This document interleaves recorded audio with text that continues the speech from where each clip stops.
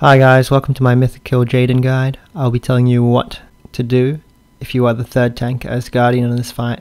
If you are running 3 tanks, then I do recommend that the Guardian Druid is the one soaking all the mechanics and not the non-Guardian tank, for a couple of reasons. One being mobility. The third tank will get a raw and their own mobility, which is pretty handy, and since they'll be tanking the boss, positionally it's just better that they'll be able to move wherever they want after the soak. Also, as a Guardian Druid, you have all the tools required to stay on the platform and do all the tank soaks. The number one reason to bring the third tank as Guardian is for the second Stampeding Roar. If you're bringing a third tank and you don't already have 2 Stampeding Roars, then you actually lose a lot of benefit from the strategy. The next most important reason is obviously for the tank soaks, because if you have a composition that doesn't have a lot of hard immunes, that excludes rogues, because rogues do take a lot of ticking damage after the fact, then you might want to bring the third tank. In addition to the number of soaks, you also want to have the correct type of soak. So in the encounter, there are soaks where you require movement immunities, or ways to stop yourself from falling off the platform, like blink or disengage, or double jump glide, or Rage of the Sleeper. That's another reason why you would want to bring a Guardian tank. The next major benefit is accountability. So you'll find when you do the fight, when a soak is missed, you'll be like, oh, I guess more people should have been in that zone. But it's really just a faceless problem. And you might talk about how to resolve it, but it's not as direct as having someone who's actually assigned to all 13 of the tank soaks. You want to take in mind as well that, mathematically speaking, because you'll be doing 13 soaks back to back, you'll actually be doing 3 times the amount of soaks as the raid average. So if your Guardian Druid, whoever's doing the job, does look like they're fucking up a lot, statistically they might not be. Maybe they have actually a lower fail rate than the rest of the raid. And that's something you want to consider as well if you start doing the strategy and your Guardian tank looks like they're just really bad, but actually they're not. Alright, so I'll just jump into some of the stats that you want. So you are actually able to survive a tank soak with just Ironfur, 1 stack of Ironfur. However, you'll always want to have more than that. So you either want to have 2 Ironfurs or Ironfur and a Barkskin. Survival Instincts will cover it completely. Or 1 stack of Ironfur and 1 Rage of the Sleeper. There's a weak aura that I have constructed that will tell you if you're okay. Gear wise, you want to make sure you have enough stamina, avoidance, and versatility and mastery, so you'll survive at a decent amount of HP. I recommend maybe around 20% with 1 stack of Ironfur, and in the 40s if you're doing it correctly for that soak.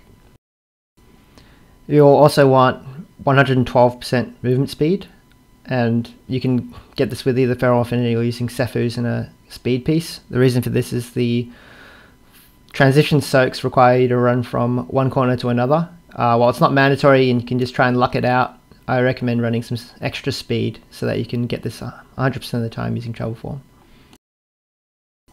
Here are the recommended talents. The only thing I would consider swapping is Balance Affinity for Feral Affinity if you don't have any DPS check and you want the personal movement speed. However, Balance Affinity has the benefit of making a Stampeding Roar hit a larger section of the room, so I'd recommend running Balance Affinity if you can.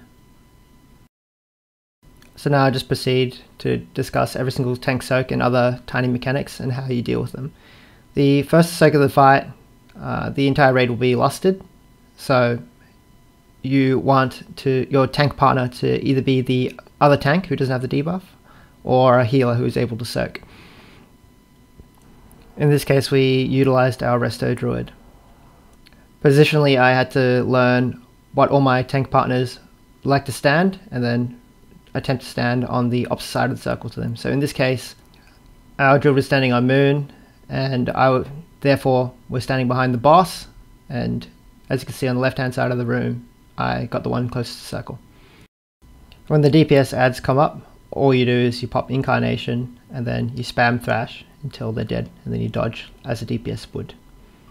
The second soak that comes up you'll want a partner who's able to use a movement immunity because it was straight after a knockback, or be able to cross 3/4 of the platform very quickly using a double blink. You'll see when it comes up that you get knocked back into a soak. So the correct thing to do as the third tank is to use Skull Bash back onto the boss, so you're in the middle of the room. And in this case, my partner called which one they wanted to soak, and then I soaked the other one. I want to point out as well that there are two ways to do a extra speed emergency soak. You either use Travel Form and then Survival Instincts, or use Dash and then Survival Instincts, which you can see me using here. Typically, you won't have to use Survival Instincts unless you have bad luck with the spawns. The third soak that comes up, you'll require movement immunity because 3 seconds after you finish the soak, there will be a knockback, so use Rage of the Sleeper here. So you want at least one stack of Ironfur and Rage of the Sleeper. My partner in this one was a Mage, and I anticipated they'd be standing around Moon, so I got the opposite side of the room to that. Immediately after the soak, you'll want to build Rage, going to the transition so you can Ironfur the 4th set. During all points of the encounter, you will want to make sure that your tanks are marked, because about half the soaks in the encounter will be yourself in a tank. And you'll want to be able to see where they're standing so you can position yourself opposite them. So for the 4th soak, I stand opposite the blue marker, which is blueprint tanking. If you're soaking a corner soak on the 4th, you'll want to Travel Form to get to the opposite corner if required. You'll also want to use Bristling only if you're in the center circle, so you can maintain your Rage for the 5th soak. If you are going from corner to corner, you will save your Bristling for the set of 4 orbs. Once the 4 orbs spawn, you'll want to use Bristling Fur on 2 of the orbs, and you want to spam Thrash, which generates Rage even if you're not hitting a target. This should get you back up to 45 Rage for the 5th soak. For the 5th soak, I was soaking with the other Guardian Druid, and our rule was that he would get the one closest to the boss. Yes, the boss in the air.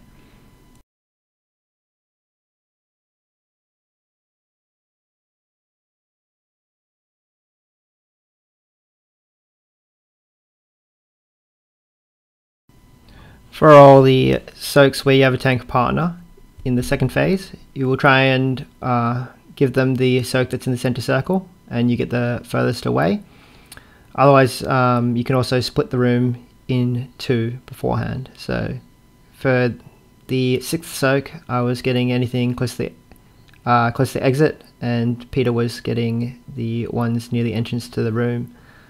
But in this case, a soak was in the middle of the room, so he just took it. The 6th soak is also the immune with Rage of the Sleeper.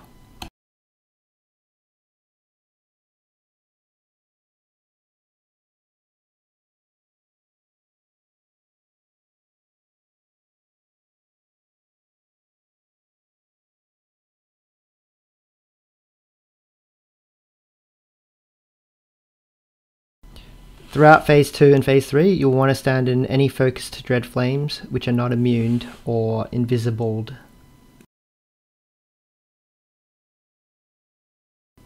In Phase 2 there are Void Zones that spawn off the healing ads, so you want to prioritize standing in those rather than the person taking the boss and the Amuggin at the same time.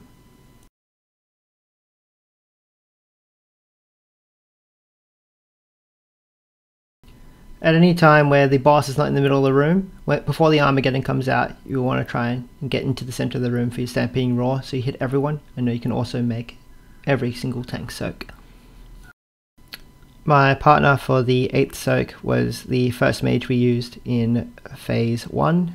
It's approximately 4 minutes after that event. If you are having cooldown collisions, you can assign someone else. While one of your co-tanks can potentially get all the other soaks during Phase 2, I would recommend that you use DPS and beans for the 8th, 9th and 10th soaks.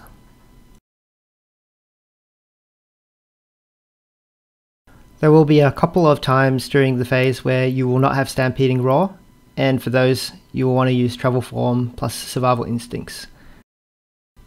For the 9th soak, you'll want to use a hunter because they can move and immune at the same time, and there is a tank out that can cast Wail and kill them.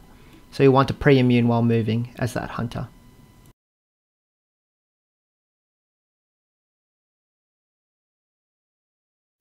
You can see that the Roar is saved here so that we can spread out for Bread Flame. As a result of this late cast, the 11th soak will not have a Stampeding Roar from your co-tank. Immediately after spreading for Dreadflame, you'll also want to use Incarnation and Prolonged Pot so that your Incarnation is back up for the 2nd transition. You should also note that you should not have used Incarnation at the start of Phase 2. For the DPS adds, you'll want to assign a Healer Bop as one of the soaks and yourself, since neither of you can be targeted. This will mean that your soak is incredibly reliable rather than going through a priority list of immunes through the DPS group.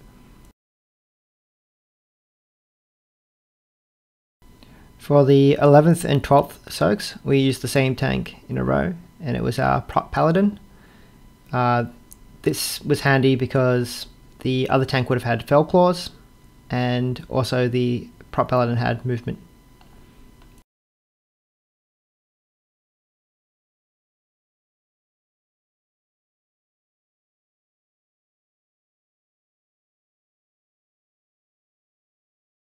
For the 12th soak, you have a Stampeding Roar, which enables that Prot Paladin tank to get 2 in a row if they do not have movement cooldowns.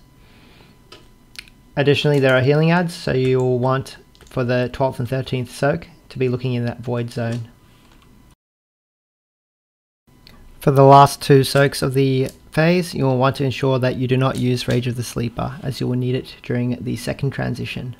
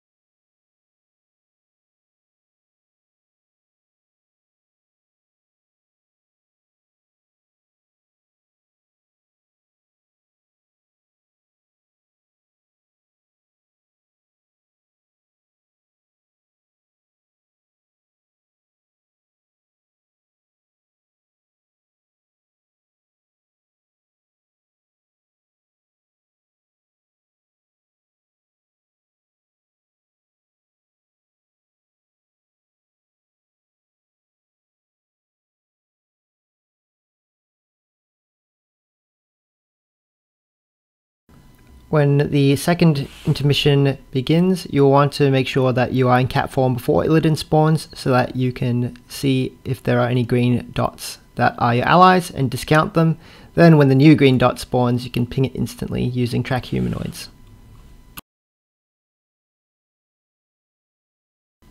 During the 2nd transition, you should use Incarnation when available, and you can make a decision on when you want to use Rage of the Sleeper, either the 1st or the 2nd knockback.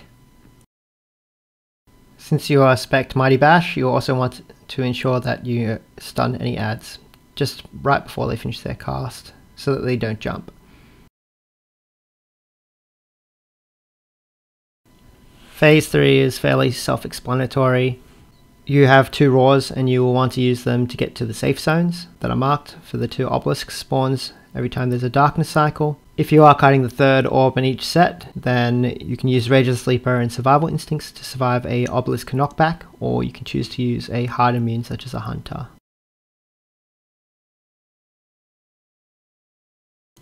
This concludes my guide to Mythic KJ. I hope you enjoyed it, and if you like it, subscribe.